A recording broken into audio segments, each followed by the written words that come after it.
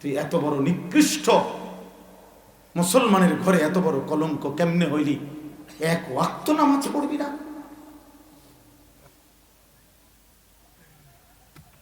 একটা সেজদাও দিবা না তুমি? আরে বলো কি আব্বা,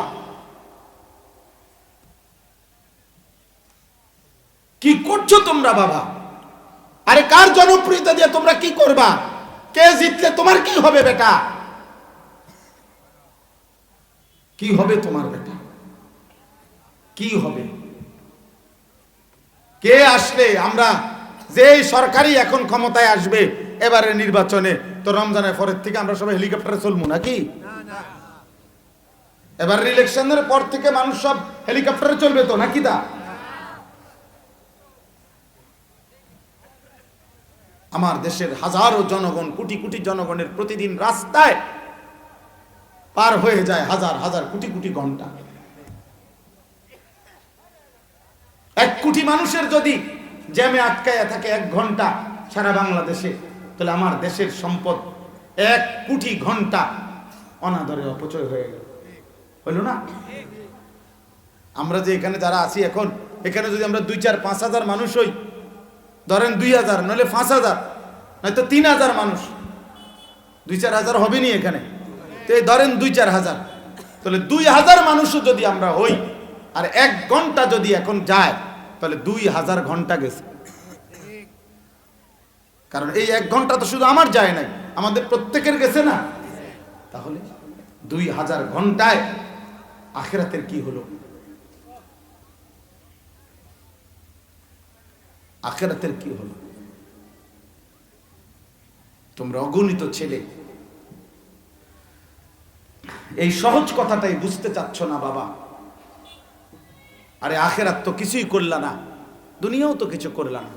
24 ঘন্টার মধ্যে জিজ্ঞেস করলে শত শত যুবক যে বাবা গত 24 ঘন্টায় তুমি আব্বা বলো, এই 24 ঘন্টায় তুমি এই পৃথিবীতে দুনিয়াতে কি করছো?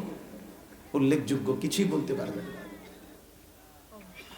কিছু ছবি দেখছি, কিছু নারী দেখছি, কিছু মোবাইলে অস্থির দৃশ্য দেখছি, বুট খাইছি, বাদাম খাইছি, বন্ধুদের সাথে কথা বলতে।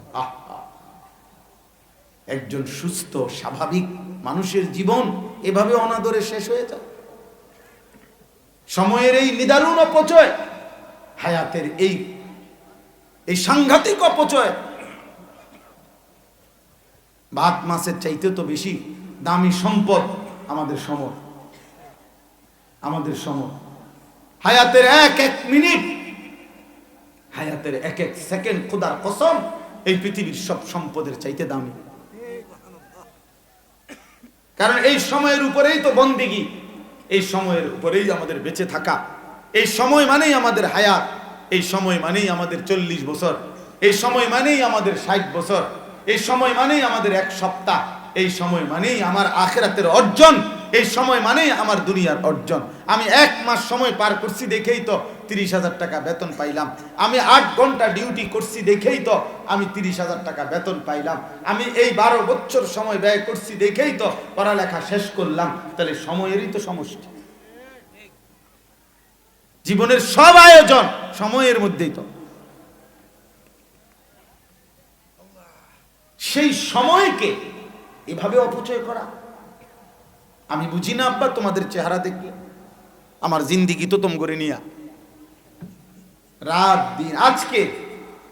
আজকে আমি আসতে গাড়িতে আজকের সারাদিনের খবর, গতকালকের আজকের দেখছি রিপোর্ট, একটা আশ্চর্যজনক খবর বলছে যে 2024 থেকে 2025 1 বছরের ব্যবধানে বাংলাদেশে, ওইখানে রিপোর্টার লম্বা করে বাংলাদেশের 3টা জেলার নাম বলছে এবং বিভিন্ন হসপিটালের রুগীর হিসাব বলে বলছে, গত 1 বছরে বাংলাদেশে বিগত সময়ের চাইতে এইডস রুগী, যৌন আক্রান্ত রুগী বেড়ে গেছে।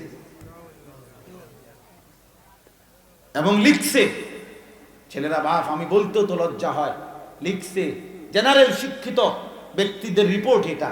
ওনারা লিখছেন যে অনেকগুলো হসপিটালের এই মুহূর্তের এইডস রুগী, HIV আক্রান্ত রুগী, ওনাদের পরীক্ষা করে ওনারা লিখছেন এর মধ্যে একটা বড় অংশ কিশোর।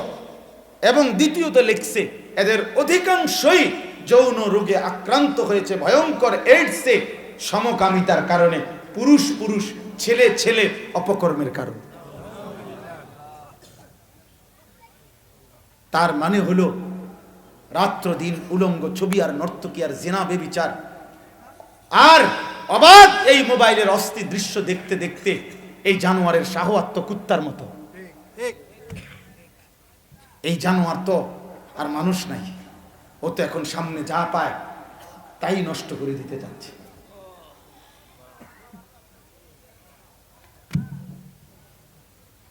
ও অপেক্ষা করবে আর কতদিন বিয়ের? ও তো এক রাতেই দেখে ফেলছে হাজার নারী। আলেফ লায়লার বাদশাহ 1000 রাত্রিতে শুনছে নারীর গল্প, আর ও তো এক রাতেই দেখে হাজার নারী।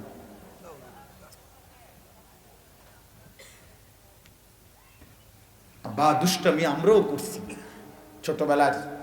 আমগরও মা বাবা দাদা মামা বলছে দুষ্টামি করস কেন? কি দুষ্টামি? জোহরের পরে আইসা খানার কথা, খেলছি, হাড্ডুডু খেলছি, ফুটবল খেলতে গেছি, সাইকেল চালাইছি, হ্যাঁ, পুকুরের মধ্যে গিয়ে অনেকক্ষণ ধরে ডুবাইয়া গোসল করছি। বারবার উঠতে কইছে মুরব্বীরা, উঠি নাই, আবার ডুবাইছি পানিতে। এগুলারে মামারা চাচারা কইতো বেশি দুষ্ট হয়ে গেছ, হ্যাঁ দুষ্টামি করস। এটাকে বলছে দুষ্টামি আমাদের সময়। এতটুকুই দুষ্টামি আমাদের। হাড্ডুডু খেলছি বেশি টাইম, ফুটবল খেলছি, ভলিবল খেলছি, ব্যাডমিন্টন খেলছি, তো বলছে আমরা দুষ্ট হয়ে গেছি। আমার আব্বা, তোমরা কি করছো? তোমরা তো দুষ্টামি করছো না, তোমরা তো অসভ্যতা করছো। নারী দেখা, উলঙ্গ ছবি দেখা, মোবাইলের নর্তকী দেখা, ভাইয়া এটা দুষ্টামি না তো আব্বা, এটা তো চরিত্রহীনতা। হাডুডু খেলা তো চরিত্রহীনতা না, ফুটবল খেলা তো চরিত্রহীনতা না, সাইকেল চালানি এটা তো চরিত্রহীনতা না। তাহলে আজকের তোমরা কিশোর নওজোয়ান কি করছো? তোমরা কি আগামী দিনে বাঁচবা না? তাইলে এই গুনাহ প্রত্যেক ক্রিয়ার প্রতিক্রিয়া আছে, প্রতিক্রিয়ার পার্শ্ব প্রতিক্রিয়া আছে। অতএব আমি নিজে কিতাবে পড়ছি যে বিবাহিত স্বামী স্ত্রী তাদের যৌন সম্পর্ক নিয়ন্ত্রিত থাকে, কারণ তারা আপনার জানে সে তো আমার হালাল স্ত্রী, আজীবনের সঙ্গী আমার। অতএব তাদের মধ্যে তাদের যৌন সম্পর্কের ব্যালেন্স থাকে, ভারসাম্য থাকে, কারণ সে তো জানে এ আমার স্ত্রী, স্ত্রী জানে ইনি আমার স্বামী, আজ না হয়তো কাল, কাল না হয়তো পরশু, এ তো মিলবেই। আমরা তো স্বামী স্ত্রী। কিন্তু যেই জানোয়ার চরিত্রহীন, ও যখনই যেখানে নিজের লজ্জাস্থানের চাহিদা নিবারণের সুযোগ পায়, তো সেখানে সে কুত্তার মতো নিয়ম হারা, বাঁধন হারা, অনিয়ন্ত্রিত হয়ে যায়।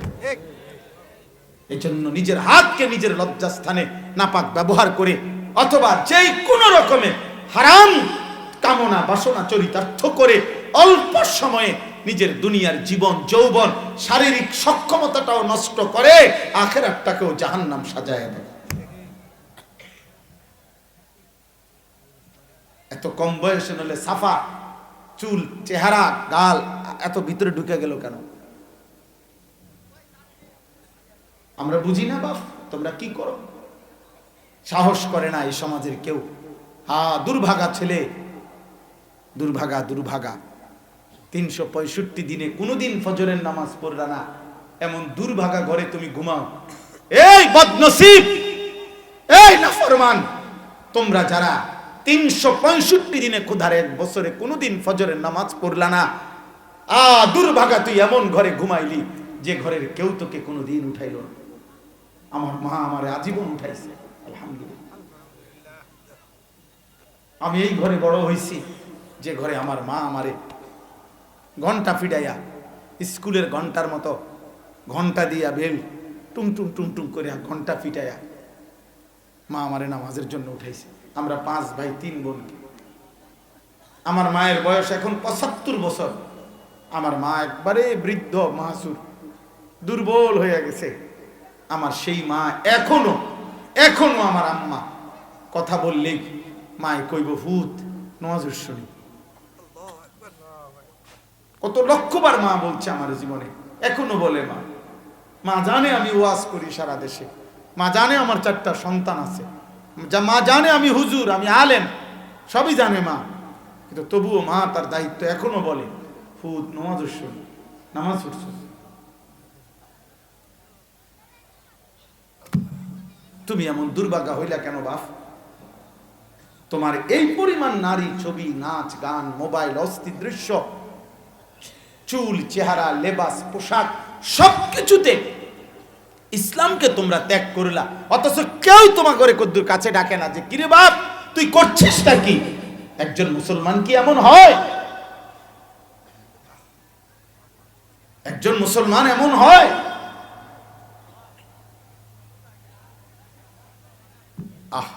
হযরত আনাস রাদিয়াল্লাহু তাআলা আনহু, নবীর বিখ্যাত সাহাবী আনাস, নবী সাল্লাল্লাহু আলাইহি ওয়াসাল্লাম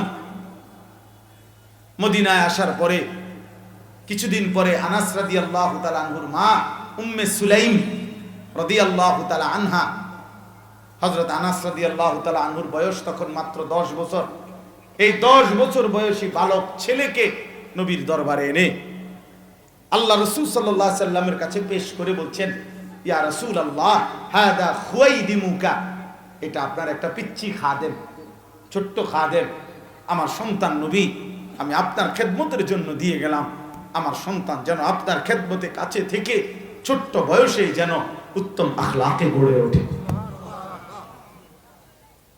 হযরত আনাস রাদিয়াল্লাহু তাআলা আনহু বলেন, আমি নবী সাল্লাল্লাহু আলাইহি সাল্লামের কাছে টানা 10 বছর খেদমত করেছি, কাছে থেকে দেখছি। এমনও দিন গেছে আল্লাহর নবী সাল্লাল্লাহু আলাইহি সাল্লাম হযরত আনাস রাদিয়াল্লাহু তাআলা আনহু